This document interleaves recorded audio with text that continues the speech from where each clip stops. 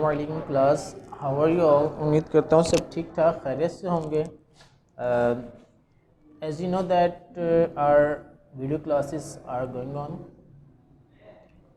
And we have started the unit number 9 myths and we have completed it. हम इससे पढ़ चुके हैं।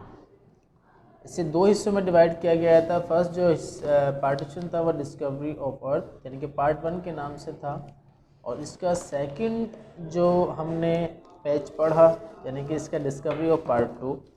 अब पार्ट 1 और पार्ट 2 इसको मुकम्मल तौर पर डिस्कस कर चुके हैं। वी हैव डन इट, हम इसको पढ़ चुके हैं। Now we will start its book working. ठीक है, इसकी बुक वर्किंग की तरफ चलेंगे अब, लेकिन इससे पहले थोड़ा सा इसको अगर रिवाइज़ कर लिया जाए। रिवाइज़ करने का मकसद सिर्फ ये है बताना कि इस चैप्टर के अंदर हमने एक कॉर्नर के ज़रिए यानी कि इस बात को जाहिर किया है कि किस तरीके से जो कहानियाँ हैं, जो कहानियाँ बनाई जाती हैं, जो लोग हैं वो कहा करते हैं कि इंसानों का जो इंसान जो है दुनिया में किस तरीके से आए। तो मतलब एक छोटी सी कहानी है जो कि लोगों में डिस्कस की जाती है कि एक शख्स था जो कि पहले आसमानों पर रहा करता था। उसे एक सुराख मतलब एक होल नज़र आया। उस होल के ज़रिए जब उसने झाँका तो उसने देखा कि दुनिया के अंदर भी जानवर वगैरह और हरियाली वगैरह मौजूद है। फिर उसने लोगों को बताया, फिर उनके साथ फिर दुनिया में ये लोग आए, और आने के बाद ये लोग दुनिया में रहने लगे। लेट इट बी, आगे चलते हैं। Let's go ahead. Page number 80। Exercise number आपकी है language matter, focus on grammar, review of conditional sentences.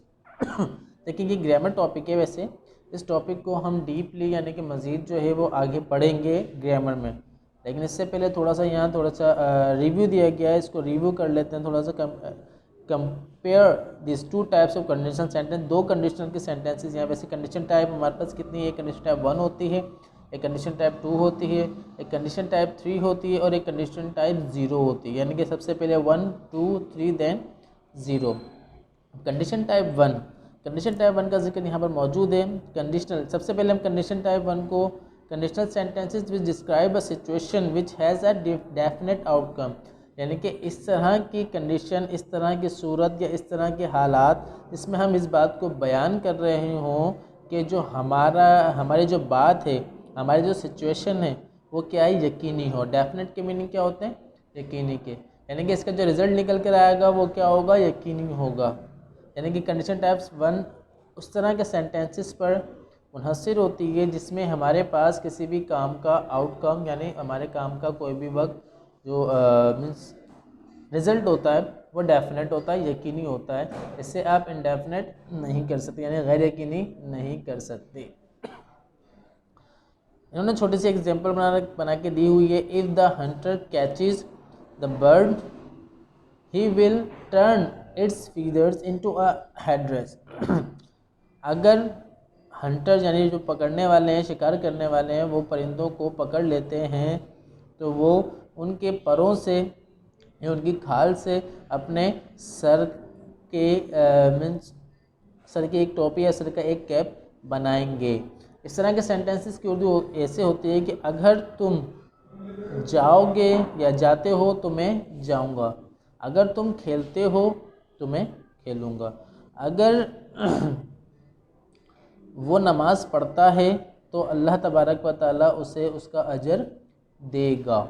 ठीक है, तो सिंपल प्रेजेंट हमारे पास जो आपने अगर देखा जाए तो यहाँ पर दो स्टेटमेंट्स यूज़ हो रही हैं। पहली स्टेटमेंट यहाँ तक है, ठीक है, दूसरी स्टेटमेंट यहाँ से यहाँ तक है। तो दो स्टेटमेंट्स जो होती हैं, सबसे पहले स्टेटमेंट जो होती है वो होती है सिंपल प्रेजेंट, और सेकंड स्टेटमेंट जो होती है वो सिंपल फ्यूचर। सिंपल फ्यूचर से मुराद और सिंपल प्रेजेंट से मुराद present indefinite and future indefinite. ठीक है, अब इसमें देखेंगे इफ़ का इस्तेमाल हो रहा है और एक कोमा। ये इफ़ और कोमा का इस्तेमाल क्या होता है? इसके अंदर कांस्टेंट होता है, यानी आप इसे लाजमी इस्तेमाल करेंगे। ये दोनों ही इसकी आइडेंटिफिकेशन होती है, यानी कि सबसे पहले इफ़ से सेंटेंसेस का स्टार्ट होना, और दूसरा क्या है आपके पास? कोमा। क्लियर है? अब इसमें कंडीशन टाइप 2 को भी डिफाइन किया गया। Conditional sentences which describe a situation with a possible outcome, यानी कंडीशन टाइप सेंटेंसेस वो सेंटेंसेस, उस तरह के हालात, उस तरह के जुमले, उस तरह के शराइत वाले जुमले या उस तरह की हालात के जुमले जो बयान करते हों ऐसे हालात को जो हमारे पास आउटकम हो वो पॉसिबल यानी मुमकिन हो, 100% इस पर बात नहीं की जा सकती। यानी कि जो उसका आउटकम होगा, जो उसका रिजल्ट होगा, वो शायद कहीं ना कहीं क्या होगा, पॉसिबल होगा। अब सेंटेंस लिखा, if the Hunter caught the bird, अगर हंटर यानी शिकारी परिंदे को पकड़ लेते, ठीक है। पहला सेंटेंस यानी कि इस सेंटेंस में ज़रा थोड़ा सा गौर कीजिएगा, he would turn it's फिजर into a headrest, वो फिर उसको उसके परों को या उसके जो बाल होते हैं उनसे अपने सरों की टोपी या सर का कैप बना लेते। देखें यहाँ जो बात हुई थी, if the hunter catches the bird, अगर वो परिंदा पकड़ लेता है, यानी अगर शिकारी परिंदे को पकड़ लेता है यानी कि बात चल रही है प्रेजेंट में। लेकिन यहाँ की बात करूँ, if the Hunter caught the bird, अगर हंटर यानी शिकारी परिंदे को पकड़ लेते, ते का मतलब लेते, it means we are talking about the past. तो फर्स्ट स्टेटमेंट जो होती है हमारे पास वो सिंपल पास्ट यानी पास्ट इंडेफिनिट की होती है, ठीक है। सेकंड जो स्टेटमेंट होती है हमारे पास वो वुड यानी मोडाल, वुड जो है मोडाल वर्ब है, मोडाल वर्ब से बनती है वुड प्लस बेस फॉर्म यानी कि first form of the verb, जिससे यहाँ बनाया गया ही वुड आ गया हमारे पास। देन उसके बाद वर्ब की टर्न, टर्न का मतलब वर्ब की first form, base form of the verb. अच्छा, नॉट इसमें बताया जा रहा है the if clause can be the second clause in this sentence, in this case no comma is needed between the clauses, the hunter will make a headdress if he catches the bird।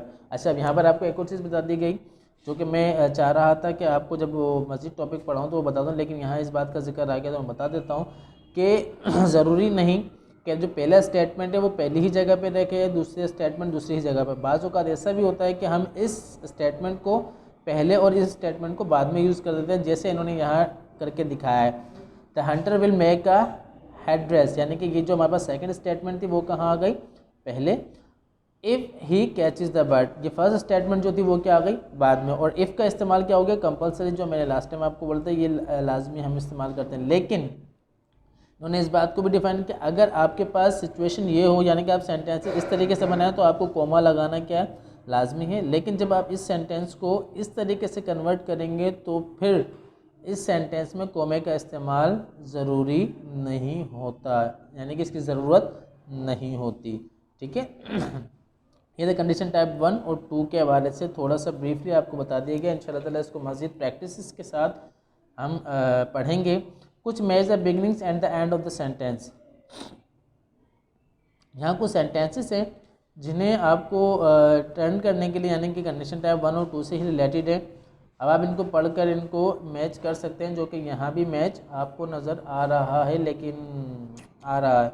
If the hunter catches the deer, अगर hunter शिकारी deer का यानी dear का शिकार कर लेते या पकड़ लेते, he will roast in its meat, तो वो उसका खाना जो था यानी उसका गोश्त जो था उसे क्या कर लेते, पका लेते। तो मतलब इस तरह के सेंटेंसेस मौजूद हैं, you will have to match them, ठीक है, आपने इन सबको मैच करना है।